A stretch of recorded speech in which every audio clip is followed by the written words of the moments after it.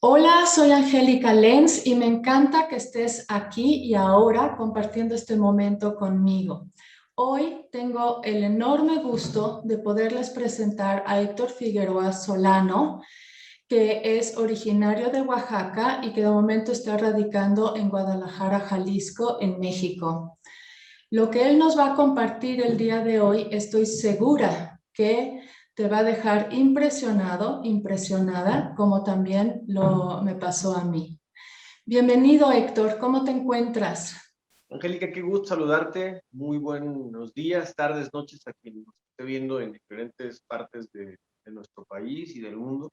Y de verdad es un gusto y un honor estar aquí contigo compartiendo un espacio de tiempo. Y bueno, pues gracias por la invitación. Gracias a ti. Y para empezar, ¿qué te parece si nos platicas un poquito de quién es Héctor Figueroa y a qué te dedicas? Héctor Figueroa es una persona que, como todos, ha tenido un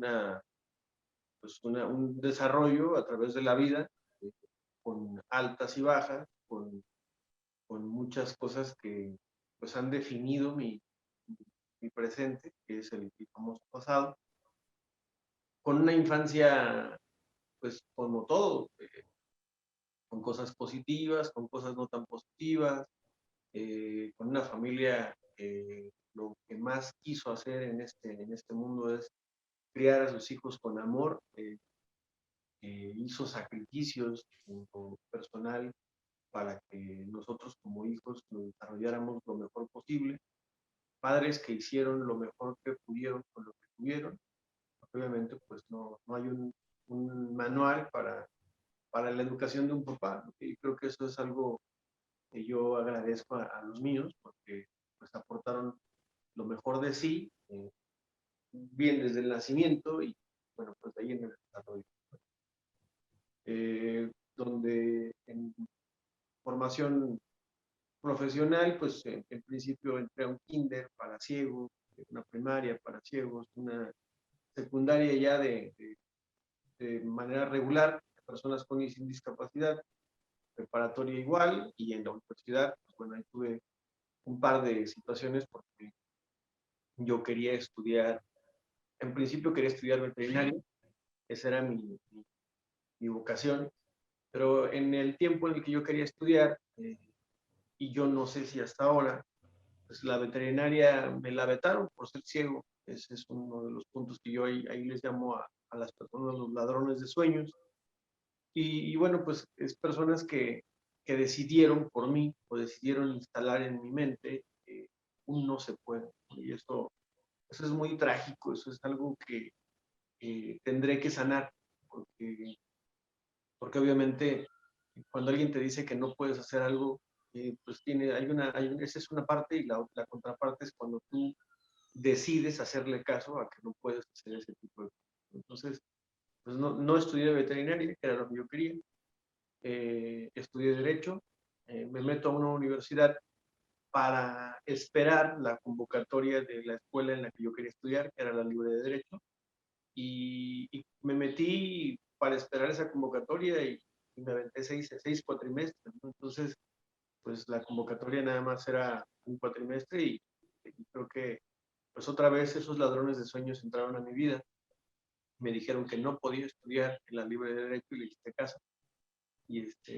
Y, pues de una forma atinada decidí eh, irme a estudiar a una universidad donde yo sí quería.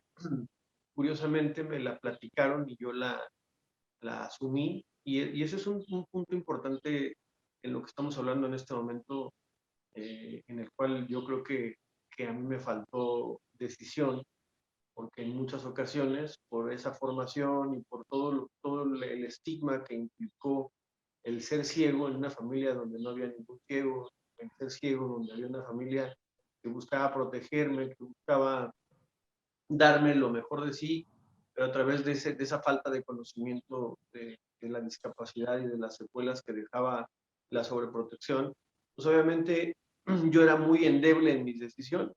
Yo tenía una, una situación emocional poco fuerte Y en ese sentido, pues obviamente esos ladrones de sueños entraban muy fácil a mi vida y a mi mente y hacían que yo no fuera congruente con lo que realmente quería. Y esta universidad, en donde estudié en La Salle, pues llegó a mi vida de esta otra forma. Cuando me la platican, yo me emociono, me gusta lo que me dicen de la universidad, empiezo a investigar. Hago un examen de aplicación la primera ocasión, obviamente por la falta de accesibilidad no quedé lista y repito ese examen y afortunadamente quedé en listas. Y esta es la situación por la cual estoy 6 cuatrimestres en la universidad anterior, la Universidad Tecnológica Americana, y pues obviamente regreso a Derecho desde el primer eh, semestre, y bueno, pues ahí es donde concluyo mi carrera, y obviamente pues, es la carrera que le ha dado la orientación a mi vida en muchos aspectos, porque en esa carrera conozco personas que hasta el día de hoy son importantes para mí, que han hecho que mi vida se centre en Guadalajara, y bueno, pues obviamente es así como pasa esta parte profesional en cuanto a a la universidad, ¿no? Con gusto nos vamos a regresar un poquito más a algunas anécdotas que te compartiré de secundaria, primaria y todos estos tiempos, pero para dar una pasadita muy rápida y muy general, pues más o menos así es como sigue este formato. En ese sentido, pues compartirte y compartirles que en la universidad existía una agrupación llamada Proacceso, y Proacceso se formó para brindar la accesibilidad a las personas que conformaban la universidad, como en el cuerpo estudiantil y también en el cuerpo académico. Y pues empecé a trabajar con ellos de manera básica en mis tiempos libres. La Salle te exige muchas cosas que en otros espacios a lo mejor ya lo están empezando a exigir. Aquí te exigen que la educación sea integral, es decir, que aparte de la carrera que estás cursando, curses créditos sociales, culturales y deportivos. Entonces, en la parte cultural, pues me tocó a mí entrar a talleres de redacción, a talleres de inglés jurídico, me tocó entrar a, a la parte oratoria, en los talleres deportivos, pues gimnasio, natación, este tipo de deportes que yo podía practicar en la universidad. Y en la parte social, me tocó incursionar pues, en este proceso. Después de un tiempo me fui presidente de proceso por, por convocatoria de los mismos estudiantes de ahí. Y entonces es cuando me empiezo con esta labor social de manera más fuerte en la búsqueda de la inclusión de los derechos de las personas con discapacidad.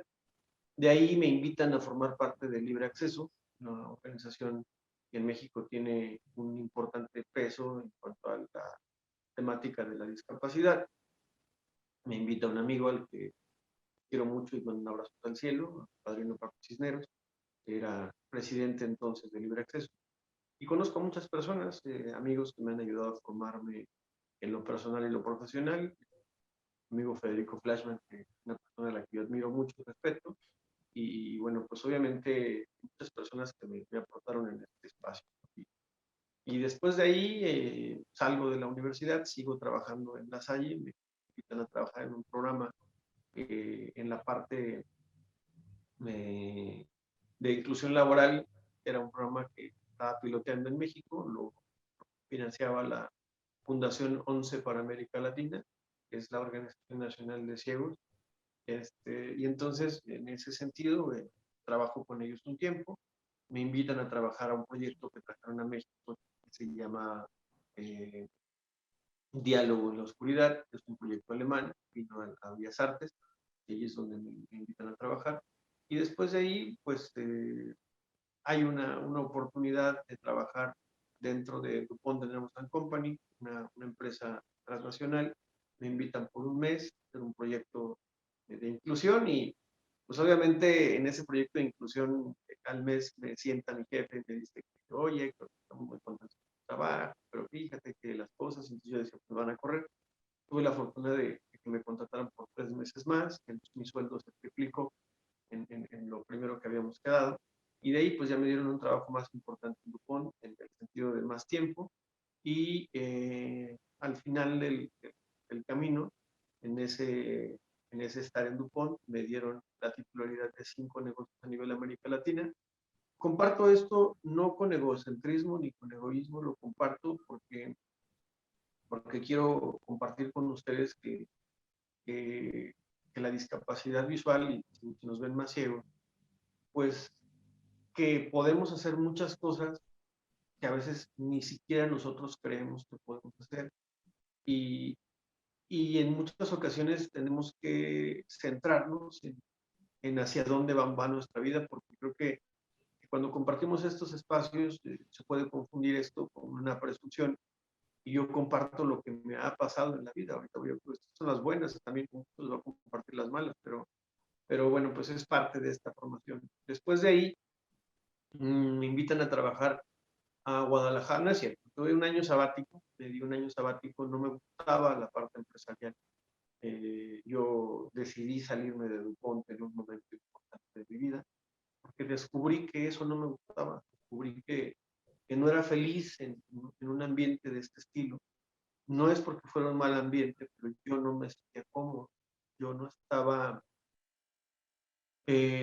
aportando mi 100% en esta empresa. Ellos sí me aportaban su 100% y afortunadamente aprendí muchas cosas que al día de hoy me sirven, pero yo no me estaba dando al 100%. No me costaba trabajo levantarme para ir a trabajar. Y obviamente pues no lo estaba haciendo mi papá, un hombre muy sabio, eh, un hombre que a mí me aportó muchas cosas. Me dijo un día pues que él veía que yo no era feliz en ese espacio. Dice, si tú quieres ser rico, podrías hacerlo ahí, porque pues ahí estás ganando un buen sueldo. Y quizá en 5 años te puedas convertir en DuPont, en un director jurídico. Pero yo creo que no eres feliz, no te gusta esa parte que estás haciendo. Entonces yo te invito a que te salgas y a que busques tus sueños, que busques tu vida. Le hice caso, me salí, y no es cierto, no le hice caso. Yo creo que él me hizo caso a mí, porque yo estaba manejando esta parte. Y entonces, en ese sentido, cuando me salgo, pues me dedico un año sabático a la fiesta, me dedico pues a no hacer nada, realmente no hacer nada, a perder el tiempo, a llorar mis pérdidas, a conocer un poco lo que era el alcohol, lo que eran los amigos, las fiestas. Y pues obviamente ese año sabático me dio la oportunidad de saber que eso era lo que yo no quería para mi vida. Y entonces es que me invitan a trabajar aquí a Guadalajara, una persona muy importante en mi vida que conocí en La Salle, y este amigo, que la vida nos dio la oportunidad de cruzarnos en este tiempo de camino, pues me dio esta oportunidad de venir para acá. Me invita a trabajar al DIF Jalisco. Estoy un año en el DIF Jalisco, un año y medio, trabajando con él, y de ahí me surge la oportunidad de ser el secretario ejecutivo del Consejo Estatal para la Atención e Inclusión de las Personas con Discapacidad. Y ahí es donde empecé a quitarme esos ladrones de sueño. Yo vi que había esa oportunidad, fui por ella. Eh, Les digo que me pasó lo que a muchas personas que tienen una pareja que a lo mejor piensan que no les va a hacer caso, pues no tienen nada que perder y la buscan, y obviamente pues les hace caso y funciona. A mí me pasó exactamente lo mismo. Tuve esa fortuna de estar en este espacio, estuve ahí 2 años. En 2013 me corren de este espacio porque había un cambio de administración, me piden mi renuncia, y también ahora me tocó buscar cómo regresar. Tuve el apoyo de muchas organizaciones de la sociedad civil de Jalisco y de México, y eso hizo que reconsideraran que yo fuera el titular de este organismo otra vez, y estoy ahí durante 6 años más.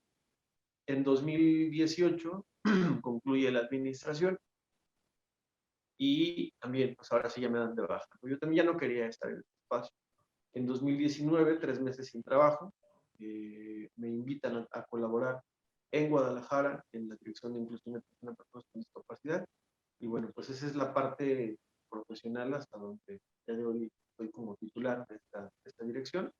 Y bueno, pues paro hasta aquí para la siguiente pregunta. Fíjate que veo mucho lo que, pues ahora sí que yo, igual que tú, hemos comprobado, ¿no? Que hay muchos prejuicios, hay muchas falsas creencias, hay mitos, hay estigmas allá afuera en el mundo y desafortunadamente eso también nos hace crearnos a nosotros mismos barreras, ¿no? Y me gusta mucho cómo lo dices de ladrones de sueños. Yo creo que son esas barreras que luego nos ponemos a nosotros mismos. ¿Nos quieres hablar un poquito más acerca de eso? Sí, claro. Creo que el ser humano por naturaleza nacimos felices. Yo leía un poco a una psicóloga que me gusta mucho en España, y no es porque por otra razón, sino porque hay situaciones que estoy viviendo y que he vivido de temas que vienen desde esta parte, ¿no? Desde esas barreras, de estos ladrones de sueños. Silvia Congos habla mucho de la autoestima, dice que oveja o tigre. Entonces, cuenta una historia que muy rápido la voy a contar. Dice que era una ocasión una tigresa que iba a cazar en un rebaño de ovejas, las vio, entonces, pero estaba embarazada, entonces empieza a hacer un esfuerzo grande por cazar, y en ese cazar, por el esfuerzo, pues entra en labor de partos, come la oveja que quería comerse, y obviamente pues nace el tigre ahí. Y en ese nacer, el tigre ya se quedó ahí con las ovejas porque ya no les daba miedo, ya la tigresa se había muerto y él era muy pequeño. Entonces empieza a interactuar con ella, ¿no? Empieza a comer hierba, empieza a adoptar sus habilidades, sus limitaciones, y empieza a crecer comiendo hierba, balando, intentando balar, pero se empieza a hacer más fuerte, más grande, ya de un tigre adolescente, un tigre joven. En una ocasión, un tigre más grande llega a cazar una oveja, ve al tigre ahí que está en medio de las ovejas, pastando, balando y siendo como ella, con un cuerpo fuerte, con un cuerpo importante. Y obviamente pues, se sorprende, caza una oveja, el tigre oveja, digamos, llamámoslo así, se muere de miedo, piensa que le puede tocar morir a él, y porque tiene los miedos de las ovejas. Y entonces, en ese sentido, el tigre mayor empieza a hablar con él y le dice pues, que él no es una oveja, que él es un tigre. Y él no se lo cree, porque ha vivido toda su vida de esa forma. Entonces le da a probar un trozo de carne de la oveja que mató, y no lo quería probar porque le decía que era canibalismo. La prueba y descubre que sabía muy buena, ¿no? Que sabía mejor que la hierba para él, porque era la alimentación que un tigre lleva. Y le pide que ruja, y empieza a balar. Y le dice, no, pues tienes que rugir desde el pecho. Entonces bala y bala, y en algún momento sale un rugido de él que estremece a todos los árboles. Creo que esa es la parte que, que a veces nos pasa. En muchas de las ocasiones, cuando nacemos con una discapacidad, nos dicen que somos, y nosotros estamos de acuerdo, ¿no? Nosotros estamos de acuerdo en que hay limitaciones. Y lo más, no, a ver, yo no diría triste, lo más cierto es que son nuestros padres los que nos dicen estas cosas. Y no nos lo dicen intencionalmente, nos lo dicen porque eso es lo que conocen de la discapacidad, o a veces ni siquiera lo conocen, como en el caso de los míos. Y los miedos a ser lastimado, a que te lastimen a lo que más quieres, es lo que te hace tomar esas decisiones, ¿no? De decir esto como un ejemplo. Cuando yo estaba pequeño, mis papás, para referirse a mi discapacidad, decían, es que mi hijo tiene un problema, y con su problema de la vista. Obviamente para mí se convirtió en un problema, porque eso era lo que yo escuchaba que era mi discapacidad. Y después me tuve que quitar ese estigma o esa etiqueta de que la discapacidad era un problema. Y repito, no lo hicieron por mal, no conocían, no había nadie ciego en su familia.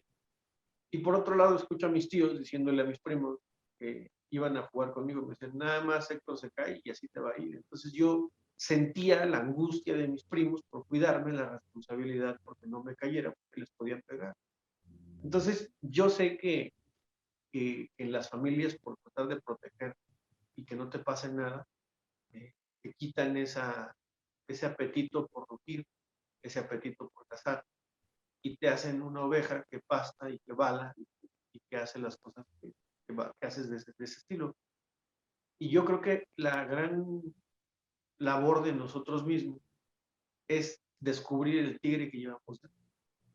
Y no es algo simple, porque no es fácil quitarte los estigmas que trae y ponerte etiquetas nuevas, porque en muchas ocasiones la misma sociedad nos ayuda a seguir siendo ovejas, pensando como ovejas.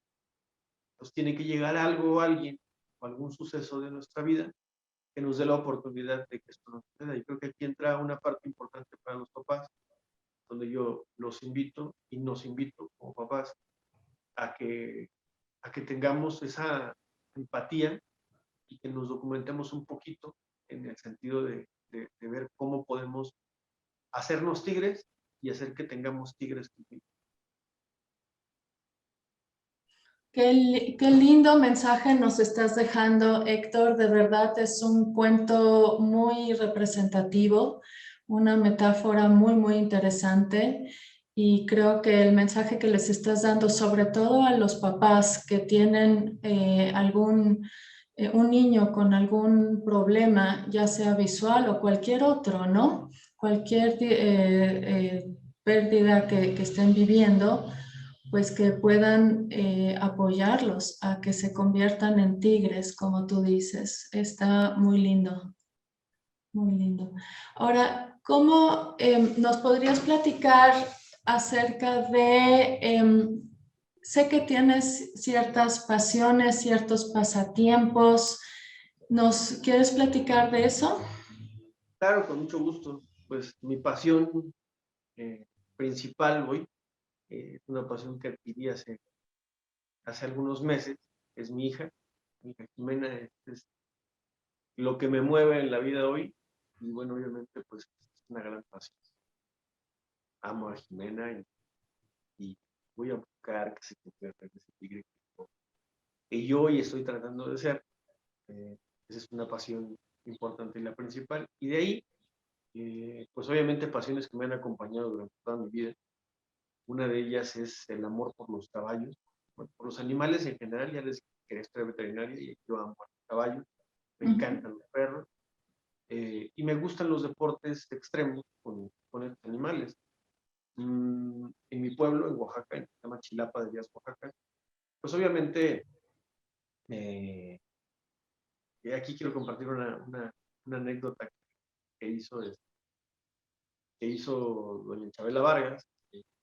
En ese sentido, ella le decía que era de México y cantaba muchas canciones de México. ¿Quién no ha escuchado a Chabela Vargas en alguna bohemia? Y entonces un periodista, maliciosamente, llega y le pregunta: yo, doña Chabela, ¿usted de dónde es? Y dice: yo soy de México. Y dice: pues aquí traigo un acta de nacimiento que demuestra que usted es de Venezuela. Y le dice: ah, sí, claro. Dice: pero es que un mexicano puede nacer donde ustedes puedan. Entonces, en ese sentido, pues a mí me tocó, yo soy de Oaxaca, porque todos mis papás son de Oaxaca, mis papás, mi familia, toda mi ascendencia es de ahí. Por un accidente geográfico me tocó nacer en otro lado, en el Estado de México, pero yo me declaro 100% chilapeño. Y bueno, pues yo les decía que en mi pueblo, el gusto por el jaripeo es la monta de toros, y los deportes con los toros, pues obviamente es algo que a todos nos gusta, ¿no? Es una tradición que en las fiestas del pueblo se realiza. Y uno de los, entonces, esos usos y costumbres que en Oaxaca se dan mucho y en muchos pueblos, cuando tú eres joven, cuando tú eres niño, pues juegas al toro. Es como la parte del deporte de los hombres. Y después de ahí, cuando creces, estás joven, 15, 16 años, tu forma de presentación o de estar dentro también, pues te montas un toro en el corral donde está todo el mundo, o sea, en las fiestas. Yo estaba por esa situación y pues obviamente empecé y jugábamos y entrenábamos todo, y cuando me tocó que yo quería hacerlo, pues ahí fue donde mis papás me dijeron que no podía hacerlo. Y obviamente yo los entiendo y les agradezco que no me hayan dejado hacerlo de una forma, de forma eh, pues tan fácil, porque, porque obviamente si alguna situación de estas me hubiese sucedido en algún accidente, pues entiendo la gran culpa que hubieran sentido mis papás, porque mi discapacidad limitaba o limita mis movimientos arriba de un animal. Y pues obviamente yo no me resigné a esto. Eh, Cuando tú tienes un sueño, cuando tienes una pasión, pues buscas los medios para hacerlo. Y mi papá dijo, pues está bien, ya te dije que no, pero veo que insistes tanto. Puso una situación controlada en la que yo ya los toros, antes de los toros, yo era fanático de subirme a los borregos, tenemos barbacoas en la Ciudad de México, que es donde vivimos, y yo me montaba todos los borregos.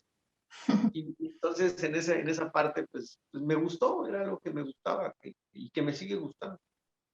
Y entonces, pues ya me montó un toro, no me tiró, otro no me tiró. Entonces, pues obviamente eso, mi mamá incluso, recuerdo que ese día decía, Héctor, tú te dice para que se te quiten las ganas.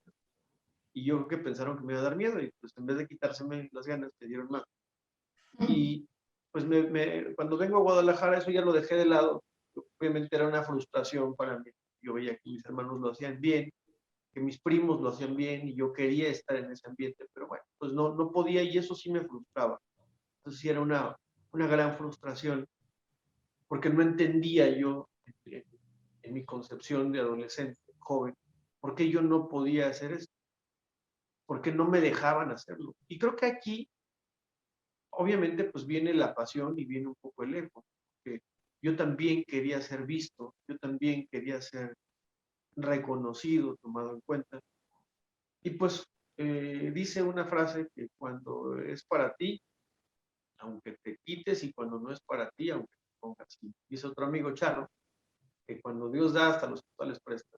Entonces, en ese sentido, me vengo a Guadalajara, yo seguí en esa pasión por los caballos, yo me subía cada que podía un caballo, pues, de renta y ataba, y pues me gustaba. Este, Vengo a Guadalajara y, y se forma un equipo, eh, una convocatoria para hacer charro, para hacer charro en la modalidad incluyente. Debo confesar que una de las cosas que me pasó a mí, yo no sé si a todos, pero a mí, que por querer ser incluido, por querer ser aceptado, yo llegué a mentir o a fantasear con cosas. Yo decía que era carro, yo decía que montaba los caballos. Un día una muchacha, una gran amiga mía, y no sé si lo sepa, pero lo vas a ver, Pelo Manero, es una mujer que yo quiero mucho, no la veo. Un día en un evento que estábamos en Morelia de discapacidad, empiezo a platicar que me gustaba la carrería y todo. Y me pregunta, oye, ¿qué suerte sabe? ¿Qué suerte hace? Yo no sabía ni siquiera qué era la suerte. Y entonces, dijo, calas, coleas, o jineteas, o pialas, o qué haces, o haces el paso. Yo, pues hago el paso y calo. ¿Y dónde? Me dijo, ¿en qué equipo para ir a verte? Es que yo soy escaramuza. Pues no le pude contestar nada. Obviamente yo estoy seguro que Chelo supo que estaba yo mintiendo. Yo no sabía nada de esto, pero pues era una ilusión que yo tenía. Y, y cuando llego a este equipo, pues yo llegué obviamente con esos miedos que he tenido.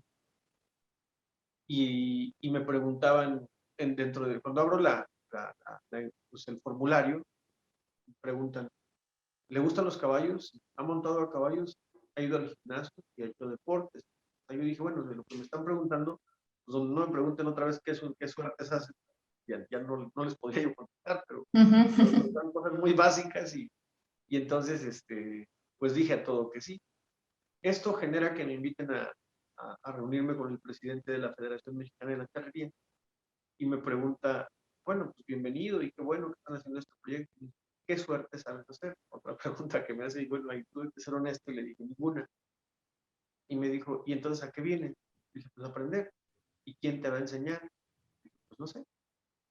Entonces hubo una persona que dijo que él me enseñaba y empecé con él. le agradezco muchísimo a Gabriel Torres, que, que, que tuvo la disposición de montarme por primera vez en un caballo de manera profesional. Obviamente con todos los miedos que esto implica, con la poca experiencia que esto implica, y pues intenté o empecé a intentar pues, montar a caballo. Pero pues con esos miedos me montaban a caballo casi por correspondencia. No te bajes, no te subas, no toques, no esto, y bueno. Pasa el tiempo y eso me da un poquito de seguridad. Y aquí en Guadalajara conozco a una familia, la familia Cermeño, y les tengo muchísimo aprecio, mucho cariño y mucho agradecimiento. Porque pues en este afán de ilusión y con esta situación de decir las cosas a mi conveniencia en ese momento, pues yo les dije, oigan, es que yo soy charro y estoy en este equipo y no sé qué. Ah, pues qué bueno, cuando quieras el lienzo, llegas y puedes practicar. Entonces, pues les tomo la palabra, los empiezo a buscar y obviamente pues no me hacen caso. Es difícil entender que un ciego pueda hacer algunas cosas en la carrería. Y llego una vez, dos veces, las tres veces me batearon. Pero cuando pasa este tiempo, pues me dan la oportunidad de decir, me dijo, mire, yo y de hecho iba de traje un día y me dijo, cuando venga vestido de charro, le sigue un caballo. Entonces, pues me pongo mi atuendo charro, que para ese tiempo era un pantalón de mezclilla, unas botas, unos botines, una camisa cualquiera y un sombrero de palo. Ese no es un atuendo charro, pero eso era lo que yo tenía. Hay un par de espuelas. Y entonces, pues me lo pongo y me ensillan un caballo y le dice él a su hija, Olga, le dijo, dale una vuelta al señor. Y me decía que era yo un señor. Ya después me dijo que era yo como su sobrino. Y entonces me da una vuelta al ruedo y en esa vuelta yo les digo que fue una vuelta de 180 grados que cambió mi vida. Porque con Olga empezamos a hablar y me dijo, ¿y cuándo empiezan mis clases? Y me dijo, pues cuando quiera. Y entonces, en esa vuelta fue que yo conocí a Olga Cermeño y empezó a darme clase de monta. Y realmente ahí es donde supe que era aprender a montar a caballo, supe que era la charrería. Y para no ser el cuento más largo, pues tuve la fortuna de estar en un equipo de charros y escaramuzas con discapacidad.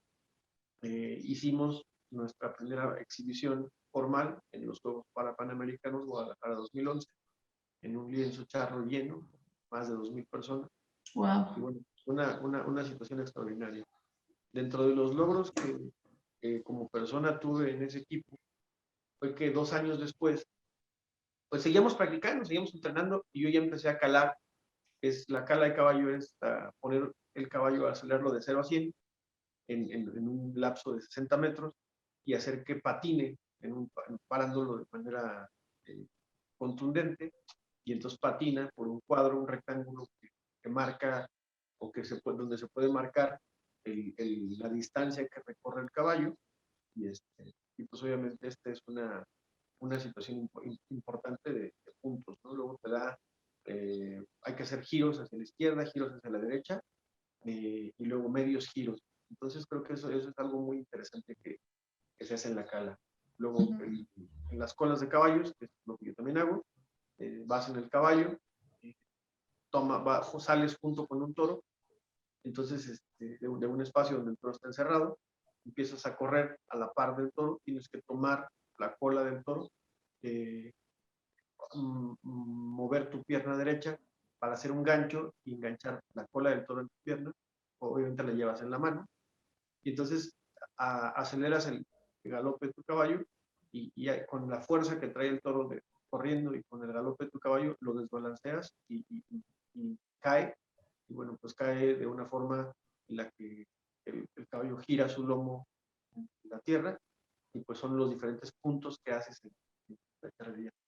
El jineteo de toros, que ya se los expliqué, de yegua y el paso de la muerte, esas son las vueltas que yo hago. El paso de la muerte es ir corriendo en tu caballo, obviamente sales a la par de otra yegua bruta, y tienes que ir en la carrera, tienes que brincar de tu caballo a la yegua, y tienes que aguantar los brincos que dan y bajarte. Todo esto sin ninguna, no te agarras de nada, ¿va? agarrado de, pues, de las crines del caballo. Entonces, hay un evento muy importante a nivel nacional, que se llama el Campeonato Millonario. Es un evento donde participan los mejores equipos y los mejores escaladores. Y entonces a la gente de don Ricardo le dice a las personas del campeonato, y le dice Olga, oye papá, dice, ¿y no estaría bien aquí hacer una exhibición para la charrería? Y le dijo, pues sí, entonces piden el espacio, les dicen que no, insisten, le dijo esta persona, mira Ricardo, te voy a dar la oportunidad de que hagas el ridículo más grande de tu vida, dime qué suerte quieres hacer. Pues le dijeron, pues que una cala, y entonces le dijo, bueno, pues si la vas a hacer, la vas a hacer en grande, y me pusieron a calar la final de los 5 mejores caladores a nivel nacional, con un público de 6,000 personas. Wow. Obviamente, en ese sentido, pues cuando yo llevaba mi caballo para el partidero, yo no me fui en línea recta, porque yo por alguna razón no me ubiqué en ese espacio, y la gente que no sabía, pues murmuró que qué me pasaba. Obviamente veían que no era normal que no caminara en línea recta. Y entonces calé el caballo, y gracias a Dios y gracias a la destreza que me dieron esta familia Cermeño, este conocimiento de la carrería, lo hice bien, aceptablemente bien. O sea, no voy a hablar de banalidades que no son ciertas, lo hice bien. Yo creo que si la calificamos, la cala más grande es de 50 puntos, yo creo que hice una cala de unos 30, 32 puntos. Es una cala muy aceptable. Normalmente no hay gente que llegue a los 50. Entonces, creo que ahí tengo un dato equivocado, los 41, 42, ahí son como los promedios más altos, casi nadie rebasa. Entonces, cuando yo hice esa cala, la gente quedó muy impactada y ahí tuvo un auge importante este deporte. Seguí con el deporte seguido, ahorita cuando me invitan a carrera voy, tengo mi silla, la hice accesible, le puse braille en la parte de arriba. La frase que tengo es: gracias, Padre Jesús, que ese es el nombre del santo al que yo me encomiendo siempre, es el patrón de mi pueblo, por permitirme cabalgar a tu lado en los sueños. Entonces, pues yo soy feliz en esa parte y yo no sé, yo que ya estamos un poquito cortos en tiempo, pero te comparto que dentro de mis pasiones, como yo no podía montar los toros que yo quería, pues me dediqué a criarlos, me dediqué a hacer un rancho, el rancho se llama La Cueva Azul, y yo en estos 2 años pasados me dediqué a andar por nuestro país rentando mis toros para las ferias, para diferentes eventos importantes, donde los montaban jinetes profesionales. Y bueno, pues obviamente dentro de los logros del rancho de La Cueva Azul, tuve la fortuna de ser campeón nacional, torneo de toros de reparo. Competimos con muchos estados de la República y el toro que llevé fue nuestro campeón. Entonces, obviamente, pues hay muchos logros. Tuve la fortuna, y gracias a todas las personas que lo hicieron posible, de jugar mis toros en la plaza Alberto Valderas de Autlán, Jalisco, que es dentro del ámbito del jaripeo, es como la Plaza México, más o menos. Entonces, pues esas cosas han sido lo que intentando ser tigre he conseguido, y creo que esa es parte de estos triunfos, y siento que estoy a la mitad de mi vida y quiero hacer más cosas, pero desde la parte más humana, dejando de lado el ego, porque el ego ya tuve la fortuna de satisfacerlo en términos de estos sueños, y obviamente pues tengo que ahora vivir mi leyenda personal, como dice Pablo Coelho en la quinta. Yo sé que mi leyenda personal se basa en los animales, ya no quiero andar en este ambiente de manera tan importante, un ambiente complicado, peligroso porque hay que estar en carretera muchas horas, hay que viajar de noche. Hoy con Jimena yo sé que tengo muchas cosas que hacer, y obviamente pues me gustan los animales, no lo voy a dejar. Estoy empezando un poquito pues las bases de dos animales ahí de buena genética para crear mis toros, y tengo mi caballo, se llama Alfil, y obviamente pues los animales son algo que llegaron para quedarse, y leyenda. Pues realmente es impresionante, Héctor, muy, muy impresionante. Digo, yo sé que las personas con discapacidad visual podemos hacer muchas cosas, desde cocinar, ahora sí que de tantas cosas que las demás personas no se imaginan que podemos hacer. Pero la verdad es que con esto que nos platicas de la charrería me has dejado realmente impresionada porque son cosas que no me puedo imaginar, no me puedo imaginar. Entonces, pues muchísimas felicidades por esto. Y para ir cerrando, te quería preguntar, así como dijiste de una manera tan bella que ahí están los ladrones de sueños y que pues te has podido deshacer de ellos, ¿qué sueños tienes ahorita? ¿Que te has propuesto nuevas metas? Mencionaste algo que quieres darle como un giro. ¿Cuáles son tus nuevos sueños que te has propuesto? Mi sueño principal es ser un buen papá. Creo que eso es algo que, para lo que me tengo que preparar, para lo que tengo que estudiar, para lo que me tengo que disponer a ser un buen papá. Eso no garantiza que Jimena sea una buena hija, pero yo voy a poner mi 100% para darle la oportunidad de, de conocer qué se siente ser tigre. Ese es un sueño personal. Y por otro lado, bueno, yo en lo que pueda aportar para mi país, para el mundo, para mejorar las condiciones en las que vivimos, también lo quiero hacer. No sé de qué forma, porque obviamente en la política puedes hacer muchas cosas y estoy en eso, y eso es lo que estoy haciendo.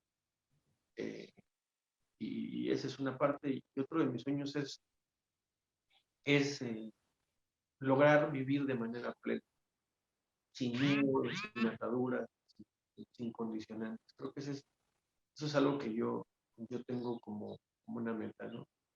Si hablamos de los sueños personales en cuanto a la leyenda personal, pues obviamente yo quisiera tener un criadero de toros de reparo, un criadero de caballos, me gustan los perros, me gustan los animales en sí, yo creo que ese es parte de lo que voy a trabajar. Yo quiero tener un rancho propio, yo no tengo un rancho. Eh, y bueno, obviamente pues no sé el tamaño, no lo dimensiono, pero eso es lo que yo quiero hacer y voy a trabajar por eso. Pero sobre todo dentro de mis sueños es conocerme un poco más, porque también creo que los seres humanos a veces hay gente que se muere y no se conoce. Yo quiero conocerme antes de morir. Qué de valioso es eso que dices de conocernos a nosotros mismos, porque finalmente creemos que nos conocemos, pero muchas veces no, y sí hace falta ese trabajo interior. Y lo de que has mencionado también, lo del ego, es algo es algo muy bonito, muy valioso, porque sí ese nos empuja a hacer ciertas cosas, pero pues hay un momento para todo, ¿verdad?